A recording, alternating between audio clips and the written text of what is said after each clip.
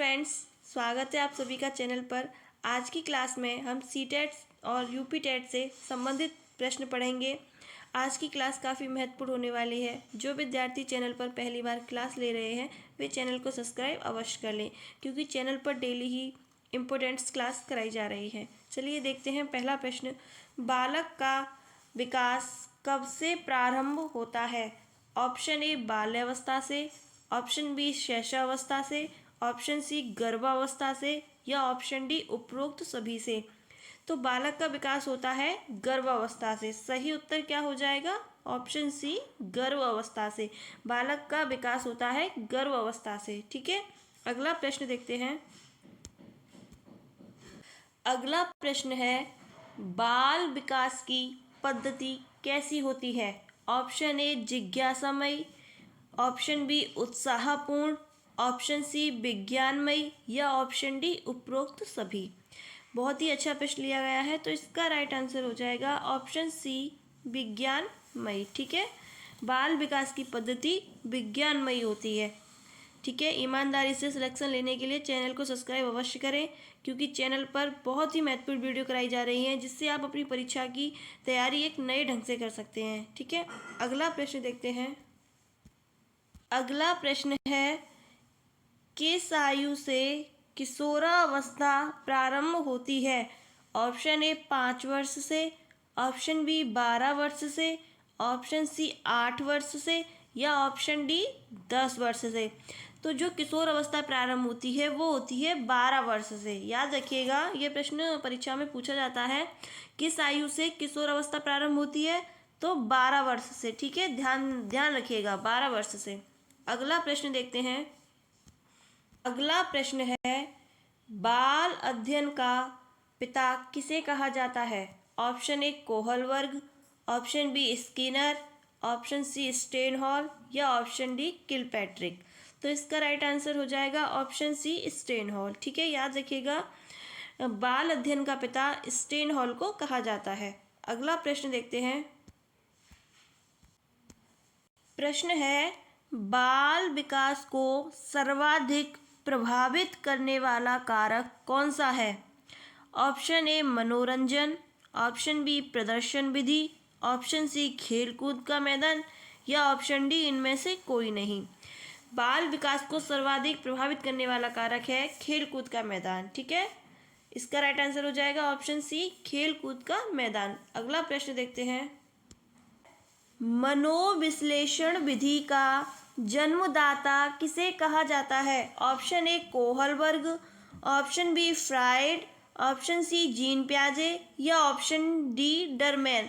तो इसका right answer हो जाएगा ऑप्शन बी फ्राइड। मनोविश्लेषण विधि का जन्मदाता फ्राइड को कहा जाता है। ठीक है, ध्यान रखिएगा, मनोविश्लेषण विधि का जन्मदाता फ्राइड को कहा जाता है। ठीक है, अगला प्रश्न देखते हैं। अगला प्रश्न है, किसके सिद्धांत को अवस्था का सिद्धांत कहा जाता है? ऑप्शन ए कोहलबर्ग को, ऑप्शन बी स्किनर को या जीन पियाजे या इनमें से कोई नहीं। तो इसका राइट आंसर हो जाएगा ऑप्शन सी जीन पियाजे को। अवस्था का सिद्धांत कहा जाता है जीन पियाजे को, या जीन पियाजे अवस्था का सिद्धांत कहा जाता है। ठीक है, अगला प्रश्न देखते हैं। अगला प्रश्न है, विकासात्मक बाल मनोविज्ञान किसकी देन है? ऑप्शन ए पीटर, अरस्तु, टर्मन या जीन पियाजे। तो इसका राइट आंसर हो जाएगा ऑप्शन डी जीन पियाजे। विकासात्मक बाल मनोविज्ञान है जीन पियाजे की। जहाँ विकासात्मक की बात हो वहाँ जीन पियाजे ही होते हैं। ठीक है, जीन पियाजे इज द राइट आंसर। अगला प्रश्न है, किस अवस्था को खिलौनों की आयु कहा जाता है? पहले तो ये प्रश्न बहुत ही इम्पोर्टेंट है, पहले काफ़ी परीक्षाओं में पूछा गया है। और अगर आपको वीडियो अच्छी लगे, क्लास अच्छी लगे, तो चैनल को सब्सक्राइब अवश्य करें, क्योंकि चैनल पर डेली ही ऐसी क्लासेस कराई जा रही हैं। हम नहीं चाहते कि आपसे कोई भी क्लास मिस हो। चलिए ऑप्शन देखते हैं। ऑप्शन ए बाल्यावस्था, ऑप्शन बी शैशवावस्था, ऑप्शन सी पूर्व बाल्यावस्था या ऑप्शन डी किशोरावस्था।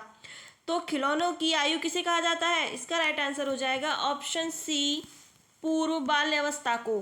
पूर्व बाल्यावस्था को खिलौनों की आयु कहा जाता है। याद रखिएगा, पूर्व बाल्यावस्था को खिलौनों की आयु कहा जाता है। ठीक है, अगला प्रश्न देखते हैं। अगला प्रश्न है, सर्वप्रथम बाल विकास को किस नाम से जाना जाता था? ऑप्शन ए शिशु विकास, ऑप्शन बी बाल मनोविज्ञान, ऑप्शन सी बाल विज्ञान या ऑप्शन डी इनमें से कोई नहीं। तो इसका राइट आंसर हो जाएगा ऑप्शन बी बाल मनोविज्ञान। सर्वप्रथम बाल विकास को बाल मनोविज्ञान नाम से जाना जाता था, ध्यान रखिएगा। ठीक है, अगला प्रश्न देखते हैं। अगला प्रश्न है, अन्वेषण विधि का प्रतिपादन किसने किया था?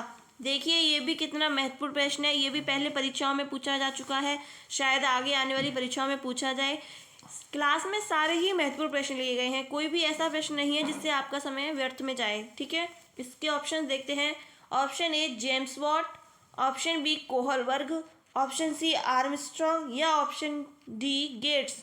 तो इसका राइट आंसर क्या हो जाएगा? इसका राइट आंसर हो जाएगा ऑप्शन सी आर्मस्ट्रॉन्ग। अन्वेषण विधि का प्रतिपादन किया था आर्मस्ट्रॉन्ग ने। ठीक है, अच्छा प्रश्न है, ध्यान रखें और ध्यान दें। अगला प्रश्न देखते हैं।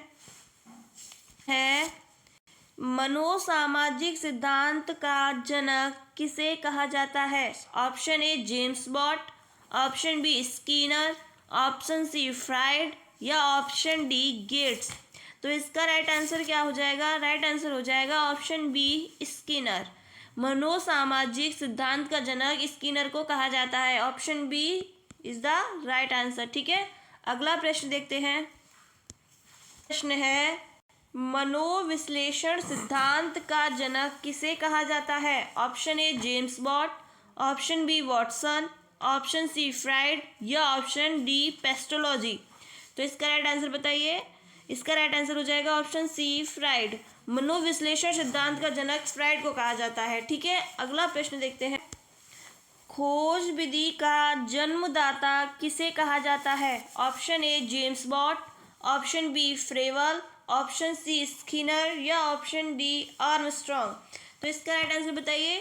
खोज विधि का जन्मदाता कहा जाता है ऑप्शन डी आर्मस्ट्रॉन्ग को। ठीक है, option D is the right answer. याद रखिएगा, खोज विधि का जन्मदाता है आर्मस्ट्रॉन्ग। ठीक है, अगला प्रश्न देखते हैं।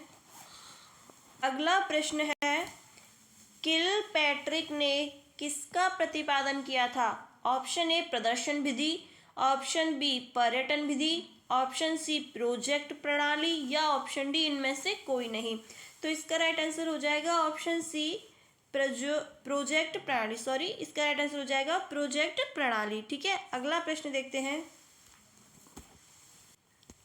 प्रश्न है, किंडरगार्टन पद्धति का पितामह किसे कहा जाता है? ऑप्शन ए जीन पियाजे, फ्राइड, फ्रोवेल या स्किनर। तो इसका राइट आंसर हो जाएगा ऑप्शन सी फ्रोवेल को। बहुत ही अच्छा और इम्पोर्टेंट प्रश्न है, परीक्षा में देखने को मिलता है। ठीक है, अगला प्रश्न देखते हैं। अगला प्रश्न है, निम्नलिखित कथन किसका है? व्यवहार ही जीवन है। Option A Kohlberg, option B Watson, option C Terman या ऑप्शन डी अरस्तु। बताइए, व्यवहार ही जीवन किसका कथन है? तो इसका राइट आंसर हो जाएगा ऑप्शन बी वॉटसन। व्यवहार की बात कौन करते हैं? वॉटसन। ठीक है, व्यवहार ही जीवन है, इसका राइट आंसर हो जाएगा वॉटसन। अगला प्रश्न देखते हैं। अगला प्रश्न है, बालक के किस अवस्था में संग्रह की प्रवृत्ति पाई जाती है? ऑप्शन ए बाल्यावस्था, ऑप्शन बी किशोरावस्था, ऑप्शन सी शैशवावस्था या ऑप्शन डी युवावस्था। तो इसका राइट आंसर हो जाएगा ऑप्शन ए बाल्यावस्था में। बालक के किस अवस्था में संग्रह की प्रवृत्ति पाई जाती है? तो इसका राइट आंसर हो जाएगा बाल्यावस्था। ठीक है, अगला प्रश्न देखते हैं। अगला प्रश्न है, निम्न में से जेम्स का कथन है? ऑप्शन ए बुद्धि अमूर्त चिंतन की क्षमता है, या मनुष्य एक सामाजिक प्राणी है, मनोविज्ञान चेतना का विज्ञान है, या अनुभव द्वारा व्यवहार परिवर्तन ही सीखना है।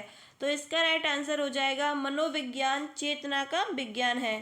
ठीक है, निम्न में से जेम्स का कथन है मनोविज्ञान चेतना का विज्ञान है। जेम्स का कथन क्या है? जेम्स ने क्या बोला था? मनोविज्ञान चेतना का विज्ञान है। ठीक है, अगला प्रश्न देखते हैं। अगला प्रश्न है, बुद्धि लब्धि का आविष्कार किसे कहा जाता है? गेट्स, कोहलबर्ग, आर्मस्ट्रॉन्ग या टर्मन? तो इसका राइट आंसर बताइए। इसका राइट आंसर हो जाएगा ऑप्शन डी, टर्मन को। ठीक है, बुद्धि लब्धि का आविष्कार किसने किया था? टर्मन ने। तो ये है क्लास का अंतिम प्रश्न था।